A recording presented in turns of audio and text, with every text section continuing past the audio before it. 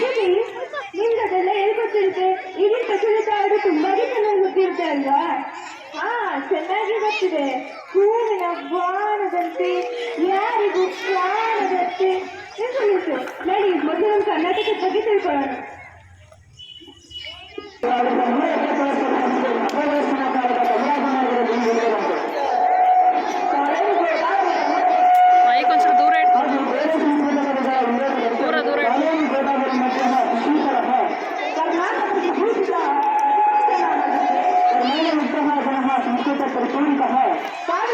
ಸಂಗೀತಕ್ಕೆ ಒಪ್ಪತ್ತು ಕೂಡ ಬರ್ತದೆ. ಇದೇ ಭೂಮಿಯ ವರ್ಷ ನಿತ್ಯ ಕರ್ನಾಟಕ ಇಂತಹ ನಾಡು ವಾಸ್ತವವಾಗಿ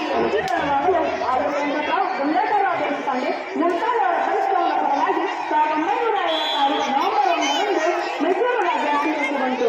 1973ರಲ್ಲಿ ಇದೇ ದಿನದಂದು ಕರ್ನಾಟಕದಲ್ಲಿ ಮರಣಮತವಾಯಿತು. ಇಂತಹ ಸುಂದರ ಖುಷಿಯುಳ್ಳ ಸತ್ಯ ಸುವರ್ಣ ನಾಡಿನ ಮೂಲದಿಂದ ದೇಶ ಮೊದಲು ಸಾಧ್ಯವಾಗಿದೆ. ಇವುಗಳೆಂದರೆ ಎಷ್ಟು ಚೆನ್ನಾಗಿದೆ. ಹೌದೌದು, ನಮ್ಮ ಕರ್ನಾಟಕ ಮಾಡುದು. ನಡೆಯುವ ಕರ್ನಾಟಕದ ಬಗ್ಗೆ ತೆಗೆಯೋಣ. ಅಫ್ಕೋರ್ಸ್ ನಡೀರಿ, ಹೋಗೋಣ.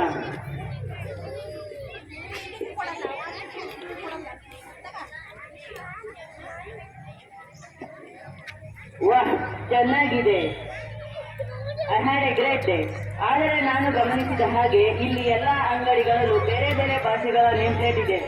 ಆದರೆ ನೀವು ಕನ್ನಡಿಗರಾಗಿ ಕನ್ನಡದ ನೇಮ್ ಪ್ಲೇಟ್ ಎಲ್ಲೆಲ್ಲೂ ಬಳಸುತ್ತಿಲ್ಲ. How strange. ನೀವು ಇದರ ಬಗ್ಗೆ ಯೋಚನೆ ಮಾಡಿಲ್ವಾ? ಎನಿವೇಸ್, ನಾನು ಬರುತ್ತೀನಿ. ಏನಷ್ಟೇ ಮಾಡ್ತಿದ್ದೀರಾ? ನಾನು ಇವತ್ತು ಒಬ್ಬ ಹೊರಗಿನವನ್ನು ಭೇಟಿಯಾದೆ. ಅವರು ಹೇಳಿದ ಹಾಗೆ ಎಷ್ಟೋ ಅಂಗಡಿಗಳ ಹೆಸರು ಹೊರಗಿನವರನ್ನು ಆಕರ್ಷಿಸಲು ಬೇರೆ ಭಾಷೆಯಲ್ಲಿದ್ದು ನಮ್ಮ ಕನ್ನಡವೇ ಮರೆಯಾಗಿದೆ. ಅದಷ್ಟೇ ಅಲ್ಲ, ಕನ್ನಡದಲ್ಲಿ ನಿರಂತರವಾಗಿ ದೊಡ್ಡ ನದಿಗಳೇ ಇದ್ದಾವೆ. ಗೊತ್ತಿರುವ ನಿಮಗೆ ಅದರಲ್ಲಿ ಕನ್ನಡ ಮರಾಠಿ ಭಾಷಾ ಕಲೆಗಳು 2025 ಫೆಬ್ರವರಿಯಲ್ಲಿ ಬೆಳಗಾವಿ ಜಿಲ್ಲೆಯ ಚಿಕ್ಕಬಳ್ಳಾಪುರ ಗ್ರಾಮದಲ್ಲಿ ಬಸ್ ಕಂಡಕ್ಟರ್ ಮಹದೇವ ಉಚ್ಚೇನವರು ಮರಾಠಿ ಮಾತನಾಡುತ್ತಿದ್ದ ಪ್ರಯಾಣಿಕರೊಬ್ಬರು ಕೇಳಿದ ಟಿಕೆಟ್ಗೆ ಮರಾಠಿ ಬಾರದ ಕಾರಣ ಕನ್ನಡದಲ್ಲಿ ಕೇಳಿಕೊಂಡರು. ಇದರಿಂದ ಪ್ರಯಾಣಿಕರು ಕೋಪದಲ್ಲಿ ಅವರ ಜೊತೆಗಿದ್ದ ವ್ಯಕ್ತಿ ಹಾಗೂ ನಂತರ ಕರೆಸಿದ 20ಕ್ಕೂ ಹೆಚ್ಚು ಜನರ ಗುಂಪು ಕಂಡಕ್ಟರ್ ಹಾಗೂ ಚಾಲಕನ ಮೇಲೆ ಹಲ್ಲೆ ಮಾಡಿದರು. ನಂತರ ಈ ಘಟನೆಗಳು ತೀವ್ರಗೊಂಡವು ಹಾಗೂ ಕನ್ನಡ ಪರ ಸಂಘಟನೆಗಳು ಬೆಳಗಾವಿ ಜಿಲ್ಲೆ ಹೋರಾಟಕ್ಕೆ ಕರೆ ನೀಡಿದರು. ಮೊಬೈಲಲ್ಲಿ ಎಲ್ಲ ತೋರ್ಸಂಗಿಲ್ಲ, ಅಮ್ಮ ಡೈರೆಕ್ಟ್ ಆಗಿ ಅದರ ಟಿಕೆಟ್ ನಮಗೆ ಮರಾಠಿ ಎಲ್ಲ ಬರಲ್ಲಪ್ಪ, ಕನ್ನಡದಲ್ಲಿ ಟಿಕೆಟ್. ಹಲೋ ಹಲೋ, ಮಂತ್ರಾಲಯ ಮರಾಠಿ ಬಾಗಲ್ಪುರ ಟಿಕೆಟ್ ಆರಾಮ ಅಲ್ಲಿ ಟಿಕೆಟ್ ಇರೋದೇ ಬಾಗಲ್ಪುರ ಯಾರು ಬಾಗಲ್ಪುರ 20 ದಿನ ಸಹಿಸಿದ್ದು ಸಾಕು.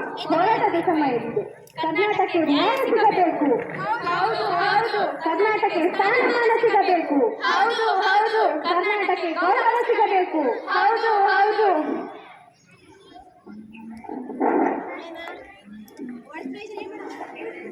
ಇನ್ನು ಕನ್ನಡ ಅಂತಿರಲ್ಲ. What is Karnataka give to India?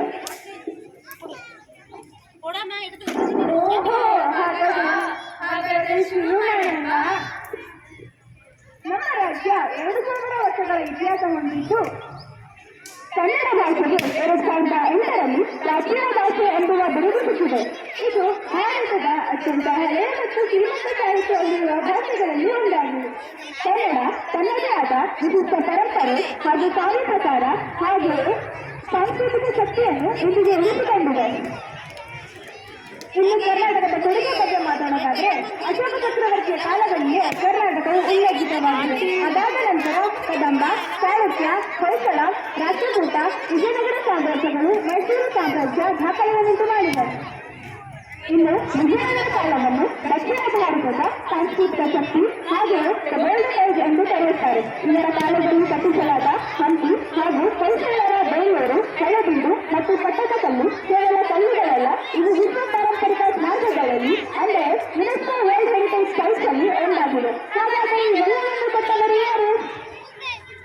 ನಮ್ಮನೆಯ Karnataka ಸಾಹಿತ್ಯ ಸಾಗರದಲ್ಲಿ ಒಂದು ಹೊಸ ವಲಯವನ್ನು ಎಬ್ಬಿಸಿದ್ದು ವಚನ ಸಾಹಿತ್ಯ. ಇದು ಹಾಡಿದರೆ ಹಾಳಾಗುವ, ಓದಿದರೆ ಗದ್ಯವಾಗುವ ಒಂದು ವಿಶೇಷವಾದ ವೈಶಿಷ್ಟ್ಯ ಸಾಹಿತ್ಯ ಪ್ರಕಾರ. ಅಕ್ಕ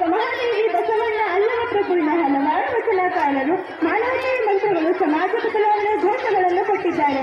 ಇಂತಹ ವಿಶಿಷ್ಟವಾದ ವಚನವನ್ನು ಕೊಟ್ಟವರು ಯಾರು? ಅದೇ ನಮ್ಮ ಕರ್ನಾಟಕ ನಾಡು. ಇಲ್ಲಿ ಪಂಪ, ರನ್ನ, ಜನ್ನ ಈ ಹಳೆಗನ್ನಡ ತ್ರಿವರ್ತಿಗಳಿಂದ ಹಿಡಿದು ಕುವೆಂಪು, ದರಾಬೇಂದ್ರೆ, ಶ್ರೀರಂಕಾರ ಇವರೆಲ್ಲರೂ ಸಾಹಿತ್ಯಕ್ಕೆ ನೂತನ ಕೊಡುಗೆ ನೀಡಿದವರು. ಹಾಗೆಯೇ ಅತ್ಯುತ್ತಮ ಪ್ರಶಸ್ತಿಯಾದ ಜ್ಞಾನಪೀಠ ಪ್ರಶಸ್ತಿಯನ್ನು ಪಡೆದು ಇಂದು ಭಾರತದ ಅತಿ ಹೆಚ್ಚು ಜ್ಞಾನಪೀಠ ಪ್ರಶಸ್ತಿಯುಳ್ಳ ಭಾಷೆ ಯಾವುದು ಎಂದು ಕೇಳಿದರೆ ನಾವು ಹೆಮ್ಮೆಯಿಂದ ಹೇಳುವುದು ನಮ್ಮ ಕನ್ನಡ ಭಾಷೆ ಎಂದು. ಇನ್ನು ವಿಜ್ಞಾನದಲ್ಲಿ ಬೆಂಗಳೂರು ಭಾರತದ ಸಿಲಿಕಾನ್ ವ್ಯಾಲಿ ಎಂದು ಹೆಸರಾಗಿದ್ದು ಐಟಿ ಮತ್ತು ಸ್ಟಾರ್ಟ್ಅಪ್ ಕ್ರಾಂತಿಯ ಕೇಂದ್ರವಾಗಿದೆ. ಹಾಗೆಯೇ ಭಾರತೀಯ ಖಾಸಗಿಗೆ ಹೊಸ ಶಿಖರಗಳನ್ನು ತಲುಪಿಸಿದ ರಾಕೆಟ್ ಲ್ಯಾಬೊರೇಟರಿ ಇಸ್ರೋ ಹಾಗೂ ಉದ್ಯೋಗ ವೈಜ್ಞಾನಿಕ ಕ್ಷೇತ್ರಗಳು ಎಲ್ಲಿ ಇರುವುದು? ನಮ್ಮ ಕರ್ನಾಟಕದಲ್ಲಿ. ಇದಷ್ಟೇ ಅಲ್ಲದೆ ಈ ವಿಶ್ವದ ಮೊದಲ ಕುಟುಂಬ ಯೋಜನಾ ಪೀಳಿ ಹಾಗೂ ಜೆಡಿಎಸ್ ಸಂಸ್ಥೆಯ ಸ್ಥಾಪನೆಯಾಗಿದ್ದು ಇದೇ ಕರ್ನಾಟಕದಲ್ಲಿ. ಇನ್ನು ಚುನಾವಣೆಯ ಸಮಯದಲ್ಲಿ ಉಪಯೋಗಿಸಲಾಗುವ ಶುಲ್ಕ ದ್ರವ್ಯ ಅಂದರೆ ಇಂತಹ ನಮ್ಮ ಕರ್ನಾಟಕದಿಂದಲೇ ಮತ್ತು ಭಾರತದ 80% ಚಿನ್ನ ಹಾಗೂ ಕಾಫಿ ಉತ್ಪಾದನೆ ನಮ್ಮ ಕರ್ನಾಟಕದಿಂದಲೇ. ಭಾರತದ ಮೊದಲ ರಸ್ತೆ ಕೂಡ ಕರ್ನಾಟಕದಿಂದ. ಇನ್ನು ಹೆಮ್ಮೆ ಪಡುವ ವಿಚಾರ ಎಂದರೆ ಇಡೀ ರಾಷ್ಟ್ರದ ರಾಷ್ಟ್ರಧ್ವಜವನ್ನು ತಯಾರಿಸುವ ಹಕ್ಕು ಕೇವಲ ಒಂದೇ ನಾಡಿಗೆ ಇರುವುದು. ಆ ನಾಡೆಂದರೆ ನಮ್ಮ ಕನ್ನಡ ನಾಡು. ಹಾಗೆಯೇ ತ್ರೇತಾಯುಗದಲ್ಲಿ ಹನುಮಂತನ ಜನ್ಮಸ್ಥಳ ಆ ಪುಣ್ಯಭೂಮಿ ಸಹ ನಮ್ಮ ಕರ್ನಾಟಕದ ಅಂಜನಾದ್ರಿ. ನಮ್ಮ ಕರ್ನಾಟಕ ದೈವಗಳ ನಾಡು. ಇಲ್ಲಿ ಪಂಚೂರ್ಲಿ, ಗುಳ್ಳಿಗ, ಉಳ್ಳಾಲ್ಕೆ, ಮೊಮ್ಮಕಾಂಬಿಕೇಶ್ವರ, ನಂದಿಕೆಯ ದೈವಗಳು. ಮೈಸೂರು ಚಾಮುಂಡೇಶ್ವರಿ ನಮ್ಮ ಶಕ್ತಿಪೀಠಗಳಲ್ಲಿ ಒಂದು. ಇಲ್ಲಿ ಸತಿಯ ಕೇಶವಿದೆ ಎಂದು ಪುರಾಣ ಹೇಳುತ್ತದೆ. ಶೃಂಗೇರಿ ಶಾರದಾಂಬೆ ಆದಿ ಶಂಕರಾಚಾರ್ಯರು ಸ್ಥಾಪಿಸಿದ ಜ್ಞಾನಪೀಠ ನಮ್ಮ ಗೌರವ. ಕುಂದಗೋಲ, ಕಂಬಳ, ಹಂಪಿ ಉತ್ಸವ ನಮ್ಮ ಆತ್ಮ. ಇಂತಹ ಇಷ್ಟು ಅಪಗೌರವ ದೈವಗಳು ಎಲ್ಲಿ ಸಿಗುತ್ತದೆ? ನಮ್ಮ ಕರ್ನಾಟಕ ನಾಡಿನ ತಾಯ. ಹಾಗೆಯೇ ಹಂಪಿಯಿಂದ ಹಿಡಿದು ಇಂದು ಇಡೀ ವಿಶ್ವದಲ್ಲಿ ದಾಖಲೆಯನ್ನುಂಟು ಮಾಡಿರುವ ಪ್ರಚಂಡ ಯಶಸ್ಸನ್ನು ಹೊಂದಿರುವ ಕಾಂತಾರ ಸಿನಿಮಾ ಕೂಡ ಯಾರ ನಾಡು ಕಟ್ಟದ್ದು? ನಮ್ಮ ಕನ್ನಡ ನಾಡು. ಹಾಗಾದರೆ ಇಂಥ ಶ್ರೀಮಂತ ನಾಡಿನ ಮೇಲೆ ದೌರ್ಜನ್ಯಗಳು ನಡೆದಾಗ ನಾವೆಲ್ಲರೂ ನಂತಾದನ್ನು ವಿರೋಧಿಸುವುದು ನಮ್ಮೆಲ್ಲರ ಆದ್ಯ ಕರ್ತವ್ಯವಾಗಿದೆ. ಶ್ರೀಕರಣ ವಿಜಯ್ ತಿರುಗಿನ ಬಾಯಿಗಳನ್ನು ಹೇಳುತ್ತಾ ಇಂಗ್ಲಿಷ್ ಕನ್ನಡ ಬನ್ನಿ.